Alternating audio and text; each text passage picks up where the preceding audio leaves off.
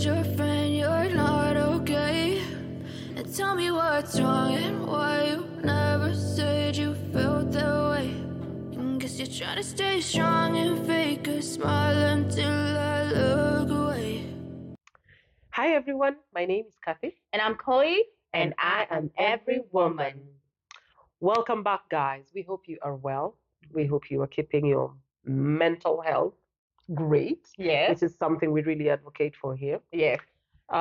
If you're new to this channel, maybe just to give a little brief history, we talk about matters women. Yes. We talk about things that affect women. And we are both single parents by different ways, and therefore we do touch on single parent woes a lot. Yeah. Today we want to go off tangent a little bit and talk about something that affects people in general, not just parents and not just single parents. We have noticed that people are traveling a lot today.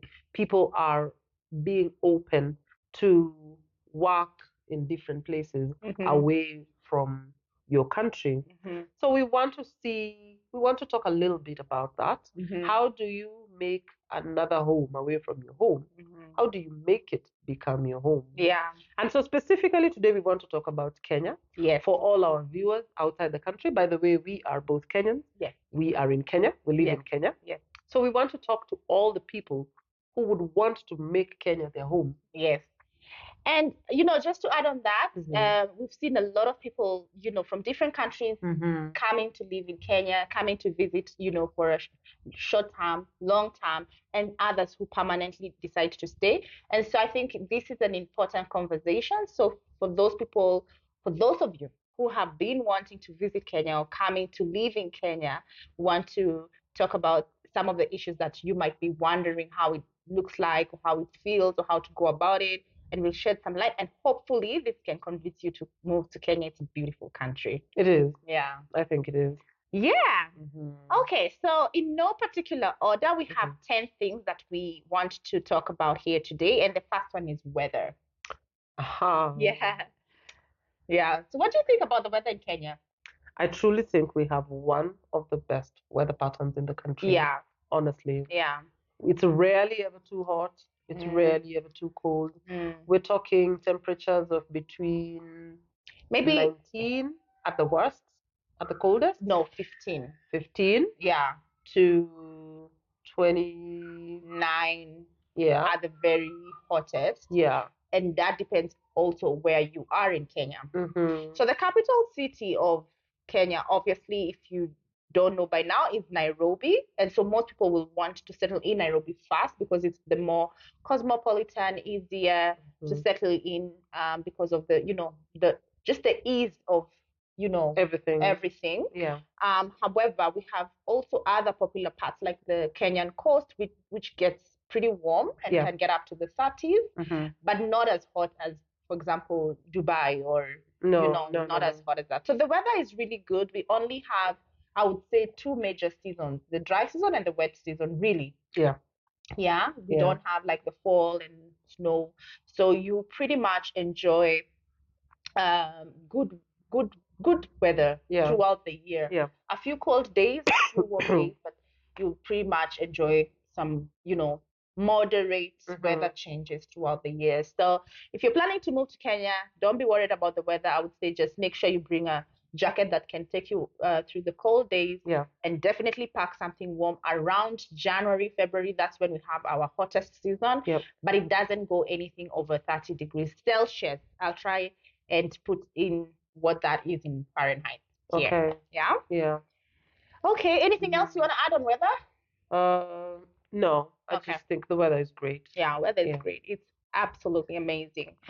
And maybe just to add on that, it's not in relation to weather, but I'll say this. Nairobi is it's not the one, it's the only city that has a national park within city limits. Within the city, Yes. And then just a flight away, maybe 45 minutes, you can have access to the beach, right? And we have amazing place. The 4-hour train ride as well. Yeah, very easy access, not expensive. I think like a flight would be about $50 and the train ride would be maybe $10, 10 USD. And yeah, within just 4 hours train ride or 1 hour air flight, you have access to the beach. And another maybe an hour flight, you have access to the safari. The main parks. Yes, the main parks where you can enjoy your safari, enjoy the wildlife, Masai Mara and all that. So amazing. It's beautiful in that way. It's beautiful, yeah. We also have Mount Kenya for the hikers. Yes, we also have Mount Kenya for the hikers. So of course with Mount Kenya it gets really cold. Temperatures there will go below freezing. But you know, if you're going there purposely to hike, then you'll be told what you need in terms of, you know, clothing and gear. Okay. Yeah. Shall we move on to the next point? Yep. All right. The next point is housing. Yeah. What would we say about housing? Yeah. I'll say the Kenyan market. Okay, let's focus on Nairobi. Nairobi, the housing market is quite dynamic, and I feel like it has a little bit of something for every budget. I would say that. There's something for everyone. There was something for every budget. And let's look at typically like a 2-bedroom house. You can get a 2-bedroom house for under $200 in some areas, and in some other areas it can go as high as $1,000. Yeah. Depending on facilities. But mostly location. Yeah, but mostly location. Yeah. So I would say just define what you want to spend, and it depends on, are you coming to stay for a long term or a short term? If you're coming to stay for a short term, then you can do Airbnb. Our Airbnb. The Airbnb industry is very vibrant here. Also hotels. Yeah. Just short stay. Even 6 months if you just want to take a furnished apartment. Yeah. There's plenty. Yeah. Yeah. So you can do the Airbnb hotel if you're coming for a short stay. If you're coming for a long stay, then you can have options of either a furnished apartment or an unfurnished apartment. And all those, as we said, we have different categories depending on your budget. So you just need to be upfront with your budget and then research on the location. So this is what I would say. If you don't have a friend or family or just someone who can guide you, who is already in the country, I'd say first come in, get an Airbnb for about a week or 2 weeks, and then walk around. Sorry. Okay? Yeah. Yeah. Walk around, research, check out the neighborhood, identify a neighborhood that you like, and then now scout around that area for what you want to do to take up long term. However, you once you take up a lease, as most leases you sign for up to a year. However, it's easy to break leases in Kenya. It's not a big deal. You just most likely will need to just give a 1-month notice, and then you're free to move. I know in other countries it can be quite expensive to break a lease. Very. And in some countries, for example, you've lived in Tanzania. And you need to pay, in terms of rent, you need to pay for the whole year. Yeah. If it's a good tenant, they will allow 6 months. Yeah. But you have to pay that amount upfront. Yeah. Yeah. So in Kenya, it's different. We mostly pay monthly rent. Yeah. And so what happens, the initial amount, maybe your landlord might ask for a month deposit, equivalent of the rent, or 2 months at the very most. That's the most it can go. And then after that, you have your monthly rent. And then at the point where you break the lease or you're ready to move out, you can get up to a certain percentage back from your deposit based on what repairs need to be done in the house. Yeah? Yeah. Okay, anything else you want to talk about housing in terms of amenities? I know in like the US, for example, once you move into maybe like an unfurnished apartment, you find the basics like fridge, your refrigerator, your microwave, your dishwasher, and your laundry in some cases ready. Is that the case in Kenya? No. In Kenya, it's either furnished apartment or not. Yeah. And if it's furnished, then it has everything. Plus couches, plus dishes, plus everything. Yeah. But for the most part, you bring in your stuff. Yeah. So, yes, if you're getting a furnished apartment, then you get plus everything. But if you're getting an unfurnished apartment, most likely it will be just an empty shell with probably probably just your cabinets. Yeah. You know, like your kitchen drawers, the inbuilt ones, and closets, but that's it. And that's it. However, if you have a bigger budget, the newer, more modern houses in the upmarket areas I've started to see them installing like cook stoves, like ovens and fridge, but it's not. It hasn't caught on. Yeah. That much. Before we move on to the next point, let's talk about electricity and water, because those are basics when it comes to housing. I think when you're looking for a house, you need to find out, one, the water storage capacity, because Nairobi generally does not have water. Like a regular flow. Yes. Come and go. Yes.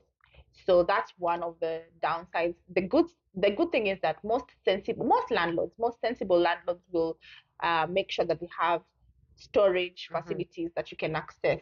So even if there's no running water from the city council, the facility or the apartment unit might have storage. Water to tide you over till the next time there's water. Right.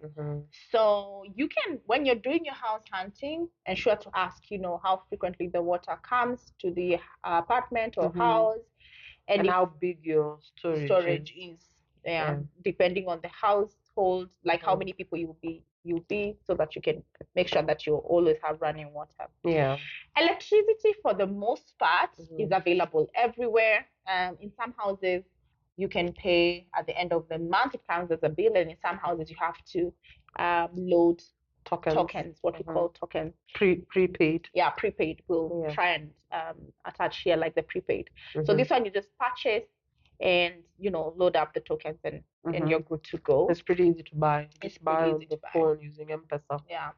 We don't have many outages as compared to other countries.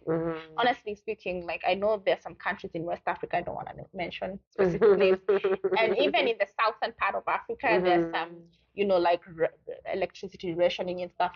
For the most part, Kenya, we have electricity. It doesn't mean that we don't have outages here and there, but if there's a scheduled outage, it usually is gazetted, so you'll know beforehand and treated. And it will probably be gone just not more than maybe 10 hours, 8 to 10 hours, nothing more than that.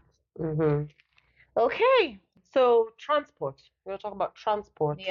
So we have public transport. Which is fairly decent. I would say. Depending on where you are, where you're going. Of course, we have peak times when it can be a bit crazy. We have trains a little bit for long distance. But even in the city, we have trains, I think, set hours of the day.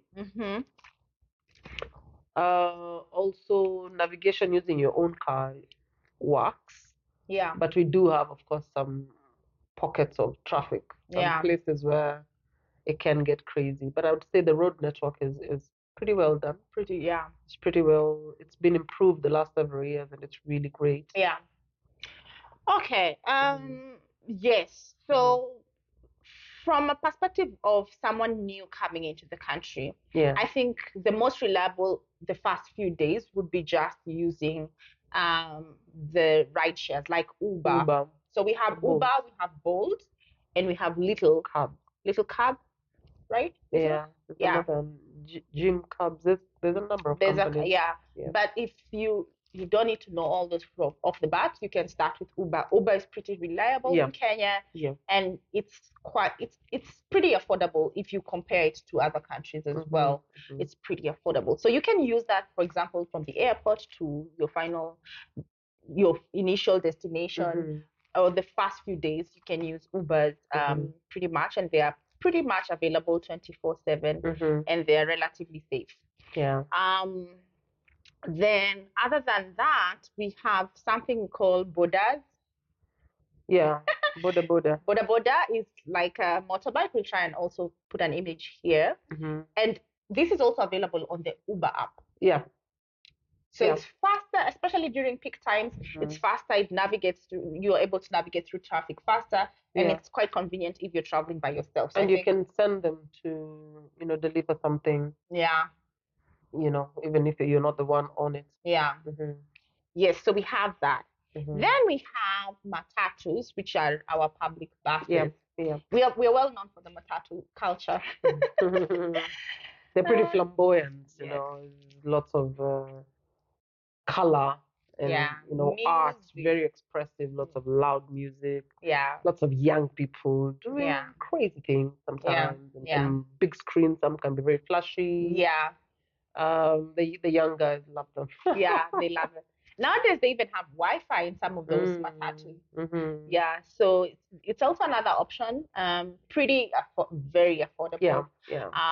And they also know how to navigate, their way, especially around peak times. So, but if you're not up for an adventure, it might not be for you.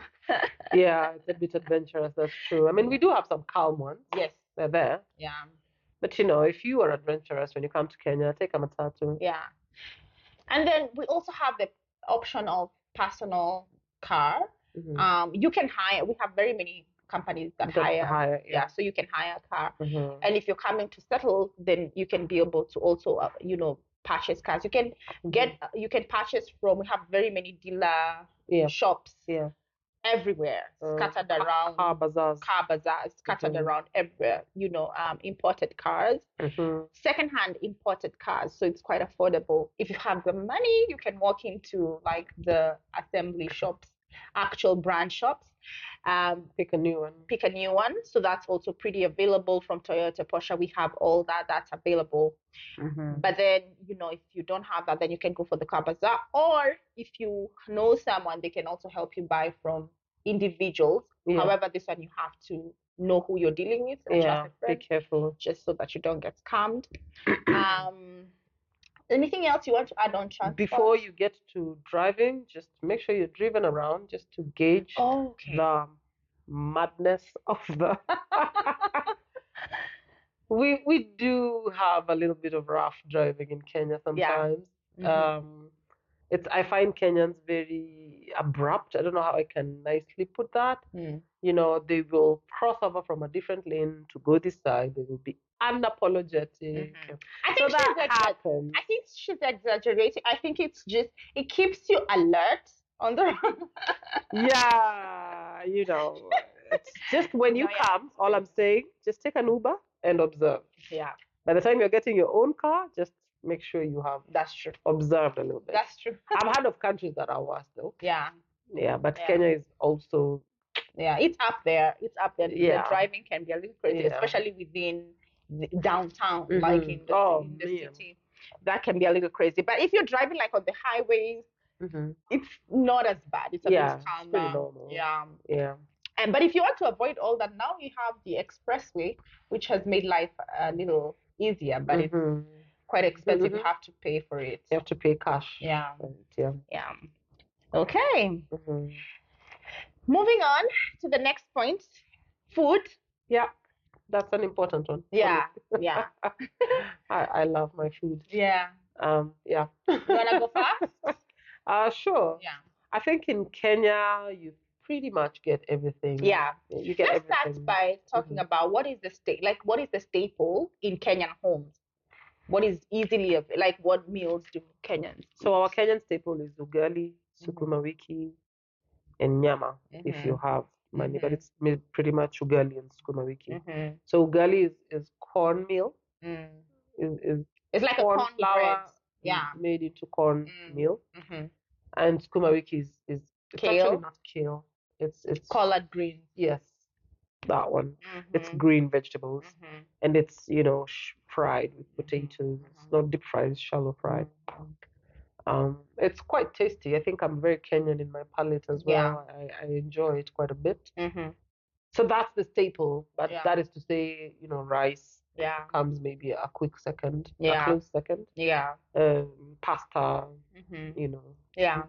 Kenyans are big on potatoes as well. Yeah. Just potatoes done anyway. Yeah, mashed potatoes, French fries.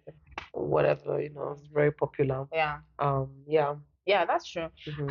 When it comes to food, I feel like Kenya is quite diverse. We have a lot of diversity. Yes. So even your home cooked meals are quite diverse, as she said. Yeah.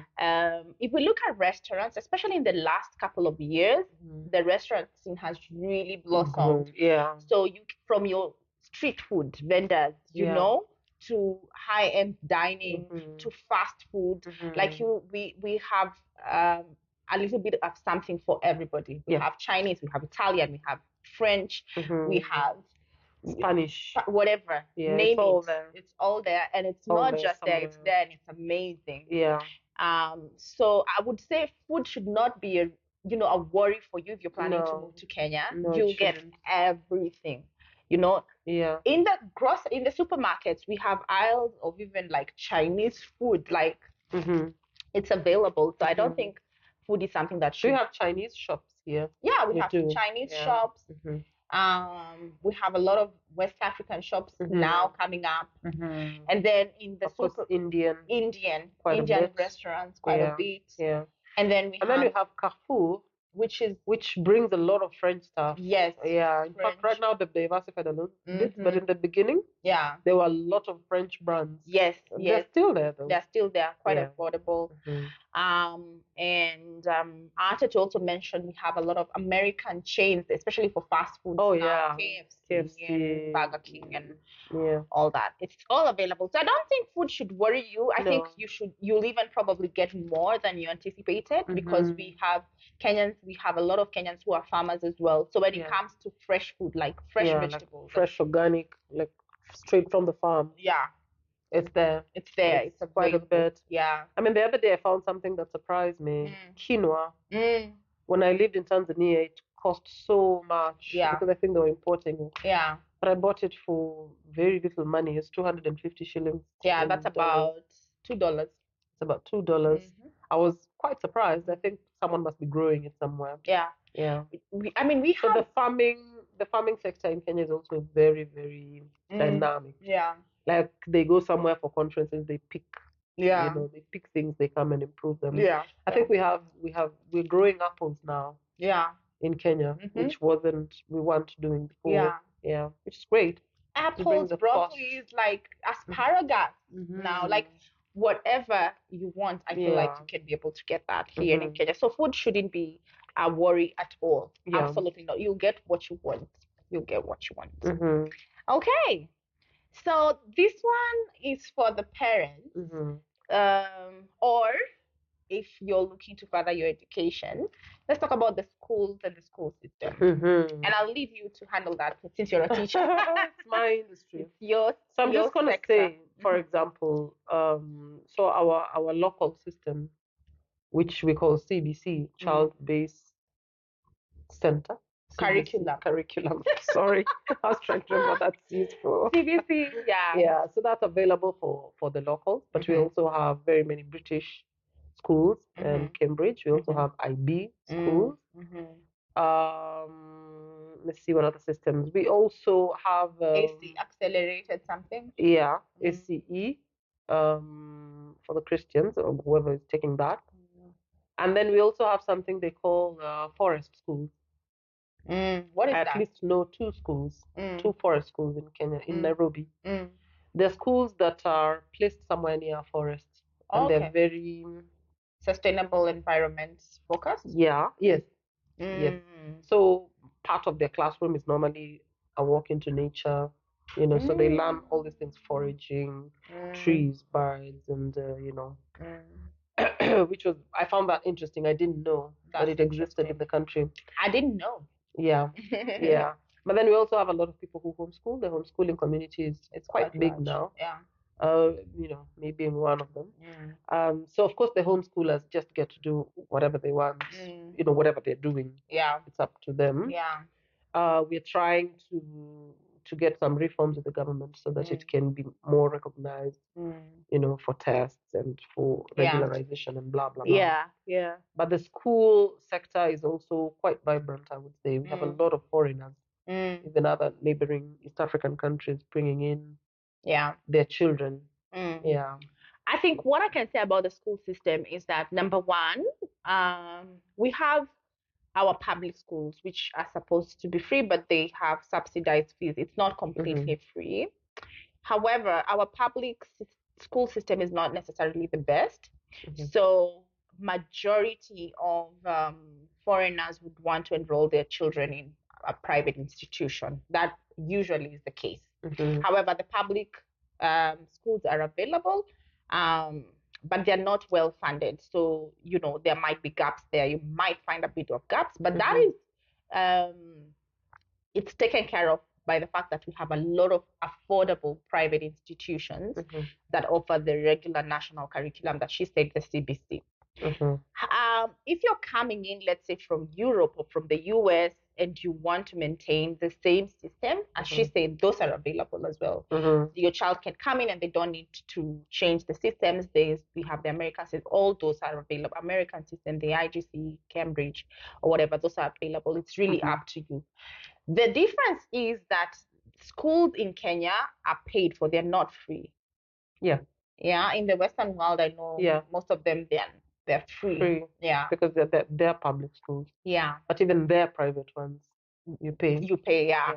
But you see, majority of the children go into the public, and it's not, you don't pay. Yeah. So here you will have to consider that as part of your relocation cost. Yeah.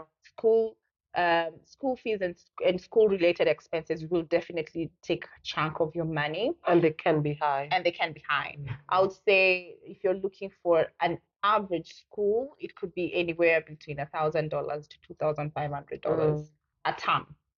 So yeah, so that's it. In terms of higher education, I think we have some very good universities like Nairobi, University of Nairobi, and you can be Kenyatta University. We have quite a number, public ones and private, and they are also quite affordable as well.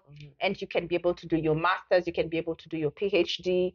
I've seen a lot of African, especially our neighbors, our neighboring African countries, they come in to do their masters, and they're well recognized and well rated, in the university ranking system globally. So those are affordable and not as expensive as some of the universities out there in the Western world.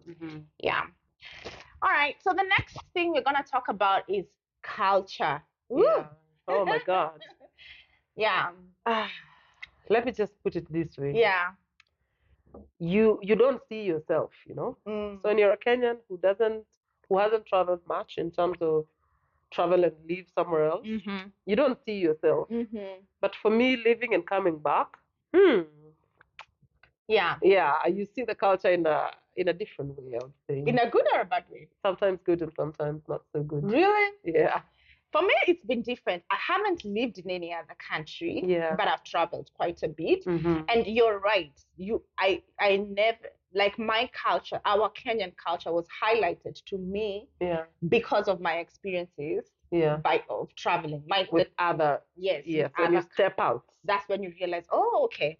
And honestly speaking, I feel like Kenya has a really beautiful culture. Really? Let me go fast and then you can come in, because I know yours might be deeper because you've actually lived a different culture. So for example, visiting the US made me realize that when you're visiting somebody, you don't need to bring with you something. In the Kenyan culture, you don't go to someone's house empty-handed. Like, it's within the culture to bring something. It could be bread and milk. It could be sugar. It could be something. If the household has children, it can come with snacks for the children. I mean, in the US, I kept on, like when we were visiting maybe some family or some friends, and I kept on wondering, why are we not going to the grocery store to pick something? And it's just not a culture there. And so I felt like it was a little cold. And I'm like, But is it really a Kenyan culture? Do all Kenyans do that? It's a community thing. It's generally Kenyans. Generally Kenyan. Okay. It's generally Kenyan, especially if it's your first time going to that household. Yeah. If it's your friend and you're used to it, once in a while you can come empty-handed. But usually, especially if it's your first time in that house, you feel open to, Yeah. So that's one of the things. I would say Kenyans. That's a great thing. I think Kenyans can be warm. Very warm. Especially to people they don't have suspicions on.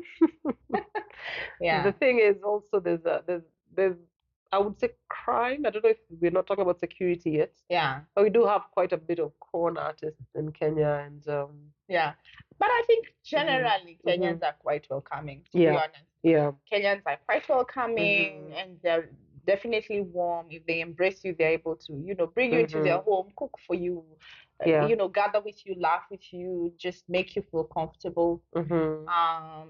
Even you as the host, as a Kenyan host, you're almost always obliged to make a cup of tea or something. The tea is very symbolic. Yeah, I'm telling you, some Western countries, not some, most Western countries, that's it. You maybe even bring your own coffee as you visit someone, By the way, in Kenya, we drink tea. Yes.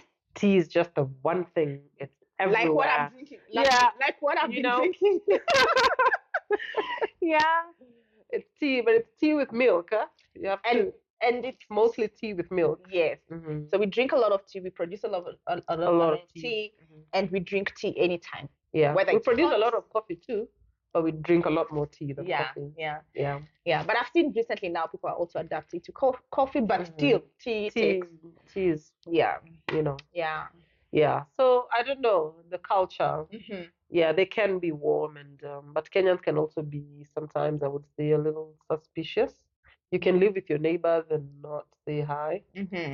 I'm saying that because I've lived in Tanzania.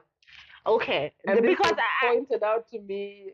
I'm like, I don't think it's suspicion. I don't think it's suspicion. It's just minding your business. It's just minding your business. I don't think it's suspicion. It's just Kenyans love their boundaries. Yeah. But not so much that not so much that you don't know your neighbor. You'll know your neighbor, but up to a certain level, and those lines are quite clear. Yeah. But I think in terms of Kenyans being able to mind their own business is a big one. And also, if you're coming to do business in Kenya, as long as you're not affecting anyone, nobody cares really. Yeah. And that's a good thing. I think it's part of it's part of welcoming. You can come do business. We're able to live and let live. Yeah. We will not get into your business. No. If you're not affecting anyone. Yeah. So we're quite accommodating. If you're coming in as a foreigner, you have your stuff right. Yeah. You're not doing something that is disturbing anyone. You don't noise, smell. Yeah. Or infringing on my business. Right.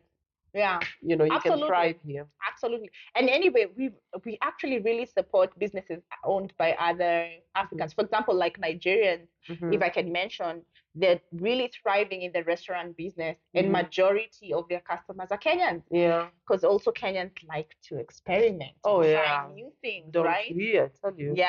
Especially if it's a nice. If you give a nice experience and people talk about it, then everybody wants to come. Yes. Yeah. So if you want to come, settle in, do business, Kenya is a great place to do that. We don't have preference of, okay, let's support our own and not support the person who is a foreigner. No, you're welcome. Honestly, you are. Yeah. Yeah. What else do you want to touch on when it comes to culture? I want to say the social life is also great. Yes. The Kenyans love their Fridays and Saturdays. Yes. Nightclub is what she's trying to say. Yes. They say it too nicely. The nightlife can really thrive. People really enjoy just sharing a beer. Yeah. So let me say this. I have tried the nightlife in the UAE. It goes dead at 3 a.m. And then I tried the nightlife in the US. It goes dead at 2 a.m. Now, listen, in Kenya, the proper nightlife starts at 12:31, and it can go on all the way till the sun comes up, like at 7 a.m. in the morning. So if you're a party animal, like to go out, have a good time, Nairobi specifically. Yeah. But I can't wait till we do the Tanzanian one. Oh, really? Kenya is nothing, I tell you. People just love their social life. And that's great. That's great. It's a good thing. Yeah, so Kenyans like their nightlife. They like their Kenyan beer. We are very well known for the Tusker Lager. Yeah. Very worldwide. Yeah. So in terms of culture, in terms of socializing and just the social scene, I think it's a good one. And even for those who don't like the nightclub life and they like weekends, you have malls, huge malls. And you have these little bands playing. You have game sports. Yes. There's actually a lot Yeah. on the social life in Kenya. I would If you say. like, if maybe going hiking is your thing, we have those available. Sporting events, quite a bit. Soccer, Huh? yeah, we have a little bit of something for every arts, poetry. The art scene is real, and plays. You see, there's always a play here and there. Yeah, and like our museum, we have like the museum. Yes. And so there's quite the social scene is really popping. Good. Yeah, it's good. Yeah. So come here, enjoy. Our culture is warm, inviting, and there's so much to see and so much to do and so much to experience. Yeah. Yeah. Hold on. Right. Speaking of culture, do you guys know that in Kenya we have how many tribes, languages spoken? Over 40. More now. More now? Yeah. Okay. Because like the Indian community was recently added as an official tribe. Wow. Yes. Nice. Yeah. I didn't know that. Yeah. Well, over 40. Yeah. We have well over 40 languages spoken, but the national language is Swahili, but majority of the official language is English. Official language is English. So wherever you go, someone will definitely either know English or Swahili, and mostly both. But our Swahili also has Sheng, which is the street language. Yeah. So if you learn your Swahili in Tanzania, might be different. Might be a little different. Yeah. All right. Moving on to the next point. Opportunities. Yeah. Most people actually move and settle to other countries because of opportunities. And when you speak about opportunities, mostly it's about money, how to make money, jobs, business, whatever that is. Yeah. What do you think about opportunities in Kenya?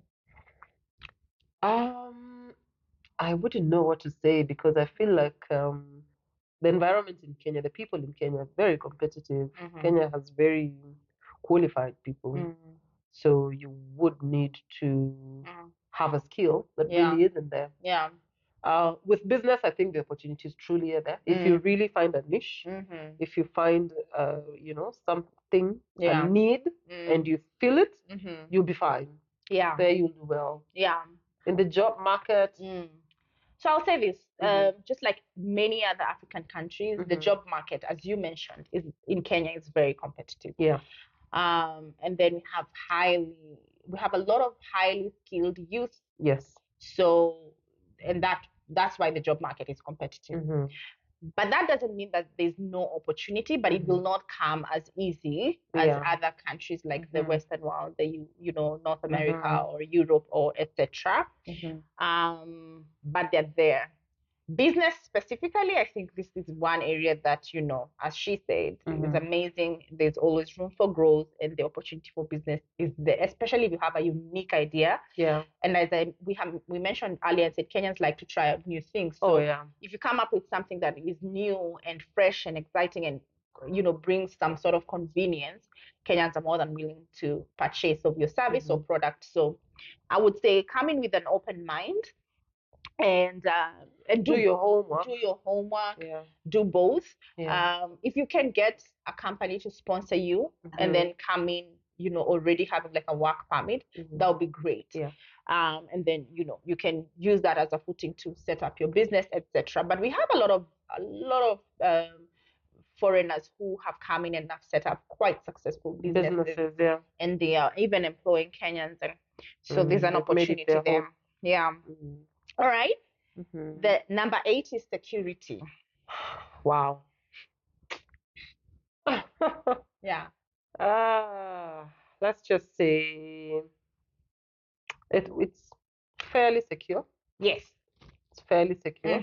There are sometimes good times and bad times, but also places like it's fairly secure, but you need to be aware of certain things. In certain places you can't go at certain times. Yeah. Might be dangerous. And mostly the danger in Kenya is not so much you'll be murdered or anything. It's just more pickpockets, petty theft. I mean, of course, there are those that go sour. And people die. But it has improved a lot. Yeah. I feel like sometimes the media in the West kind of sensationalize and make it look like it's terrible. It's so insecure. It's not true. Yeah. When it comes to security, I'll also agree with you and say the country is pretty secure. It's not the safest, but it's pretty secure. And I would say when it comes to security, it's just about being sensible. So just, for example, avoid crowded places, especially like dark streets and stuff like that. But yeah, learn the environment so that you know which areas are more safe. There are areas that are safe and you can walk around, let's say, with your phone in the hand, and there's some that you cannot do that. So I think it's just about also just learning the different areas and knowing, you know, when you're going to a certain area, what to do, you know, and stuff like that. So I would say just use your common sense in situations, avoid, you know, poorly lit areas. When you're driving, especially in traffic, you might want to roll up your windows, lock your car doors, but it's generally safe. It's generally safe. Most communities are gated with security, you know, and we have a lot of, you know, our police, our law enforcement officers are usually patrolling everywhere. Yeah. So it's pretty safe, but just don't flash your valuables, you know, when you're walking around. That's what I'd say. Yeah. Yeah. Number 9, let's do shopping. and hair and Yeah, for so we're ladies. just talking about things that make you comfortable, Yeah. like your clothes, your shoes, your Yeah. hair needs, your nails, or Yeah. whatever, that sort of thing. Yeah. Yeah, I think in Kenya there's a whole lot of that. Oh my gosh, We got you covered. there's a whole lot. Yeah. I mean, salons. Oh my goodness, Yeah. you go to one building, it has 10. Yeah. You don't know you don't know what to go, Yeah. what to do, what not to do. Yeah. Clothes also, you have the whole range. Yeah. Down from secondhand cheap, you know, Yeah. clothes, Yeah. to secondhand expensive clothes, to shop fairly priced, To designer. and then to designer. Yeah. So Yeah. you know, take So your those pick. those are available. We have shopping malls, we have thrift markets, we have name it, by the way, name it. And you know, I think Kenyans have a balance. Kenyan will shop from the thrift and move to the mall. Yeah. Like the things they buy from there only, and the things they buy from there. Yeah. We generally really mix. Yeah. Yeah. And it's not even a class thing, because when it comes to shopping, it's not even a class thing. It's just about what you like, your preference. So you might like hoodies from the thrift store, but you like your jeans from the mall or whatever. But there's something everywhere you look around, like in every block or every corner, there's something that you like. Point to note, we have wonderful curios. Yes. Yeah, baskets, Maasai sandals. Yes. Wonderful ones, really. Yeah, like yeah. really well done. Yeah, African accessories. Accessories, like beautiful stuff. Yeah. And they're everywhere. Yeah. There's this market next to the mall. Yeah. On certain days. Yeah. Then there's the shops. Yeah. Even at the airports. Yeah. There's a whole lot of that. Yeah. Yeah, it's amazing stuff. Yeah. Also, I wanted to talk about the spas. Yeah.